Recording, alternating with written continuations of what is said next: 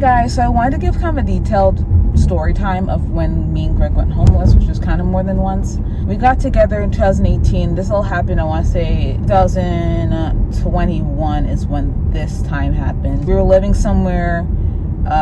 Greg wasn't working at the time. I was working, but I was working like part-time.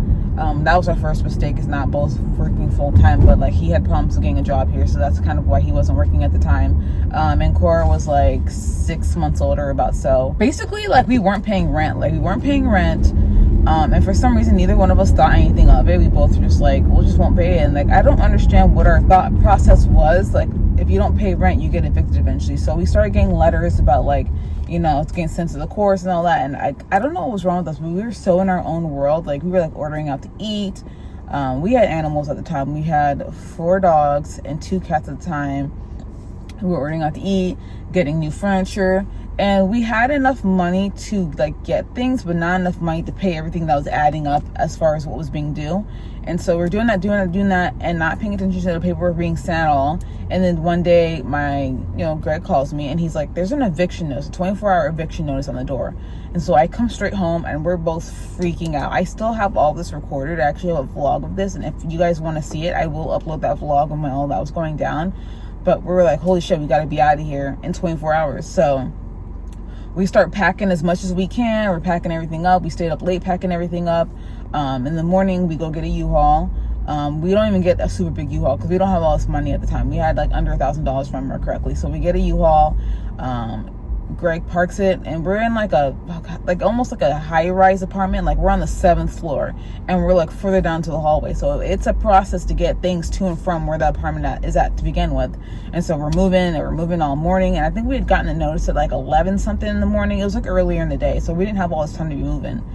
So it got to a point where we started freaking out. So we just started putting shit in the hallway just to get it out of the apartment. So the hallway's filled with all our stuff, including our couch that we had just gotten. We put as much stuff as we could into the U-Haul, and we just wanted to get out there. At the time, I didn't know that when they give you that time notice, it doesn't mean that someone's going to be there exactly at that time to lock you out. It just is kind of an estimate where it's like best to be out by that time. But we thought like once it hits that minute, there's going to be a cop there telling us to get the hell out. So we were freaking out trying to get out in time. So we got as much as we could out. We did not get everything out. We left a lot of our belongings behind. And then we went to the storage unit, dropped everything out, and then we went to a hotel. And so for the first like couple of days, we were staying in a hotel, and it wasn't like a super nice hotel. It was like a what are they called? Stay Americas. That's the hotels we're staying at, and it just was not nice at all. But it was like a place to live. It was a roof over our head. But obviously, with me only working part time, and we actually have to pay for where we're living, we couldn't afford it anymore. So then it resulted that we were starting to live in our car. Obviously, we have a 6-month-old baby. She can't live in the car with us. So during the day, we would go out with her, do stuff with her. Obviously, I had to work some days, so it couldn't always be like that. But when Greg had her, he'd go out and do stuff with her. And at nighttime, we'd drop her off at Greg's mom's house, and she'd spend the night there so that she could sleep inside on the bed, everything like that. And we would literally sleep in the car with our dogs.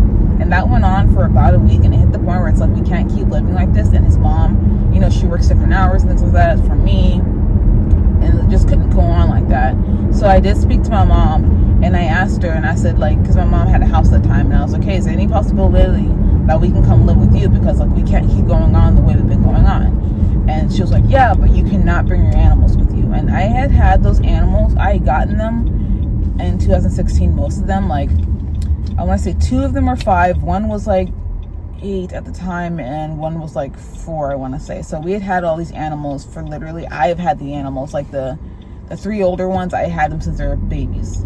One I got when she was 2 years old. But essentially, long story short, I had these animals for most of their lives. Like, I've had these animals since before I met him. So the idea of getting rid of them was absolutely just devastating, and something that I almost couldn't come to terms with.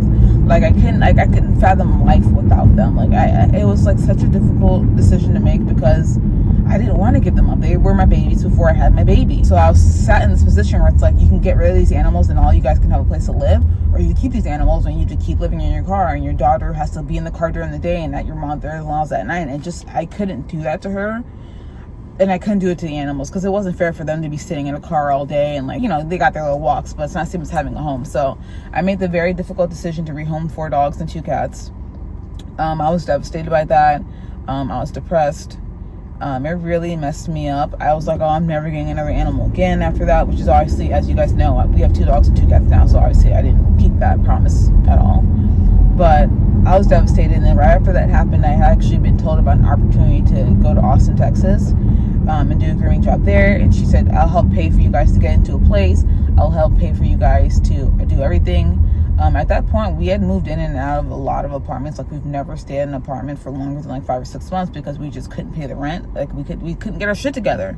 So we had terrible track record when it came to living in apartments. After living at my mom's, we were just miserable there. We were in a spare bedroom with no bed in it. We were sleeping on the floor. My daughter was sleeping in a pack and play. My mom hates using freaking AC, so it was hot in there. It was a different part of town that we don't usually hang out in. And I think we were both completely depressed. So when we got the opportunity to go to Austin, she was like, I'll help pay for you to get into place. I'll help pay for you to be in a hotel until you can find a place. It seemed kind of like a win-win situation, although I was still trying to heal and get better from losing the animals that I had. We did end up going to Austin. In that process, I did get my car repossessed, and we did have trouble getting into an apartment when we got there. So I feel like that can be a story time for a different video if you guys want to know about the repossession, how and why that happened, what happened to our clothes that were in the storage unit, and things like that. That's a whole story time I can give. So yeah, lots more things happened since then. We definitely did not learn our lesson when it came to being financially responsible. We have, at this point in our time in our life, right now as I'm talking to you, we've gotten our shit together finally. But it took a couple of years of struggling and going through some shit.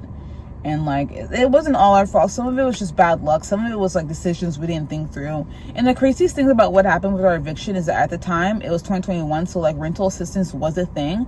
I just didn't realize that or care enough to look into it, so I didn't even try that option. And we could have and probably stayed there and not lost our animals. But going to Austin was very nice. I do regret leaving Austin. That was another situation that we got into that I wish could have been different, because I liked it out there a lot. I liked the manager and boss I had at the time a lot.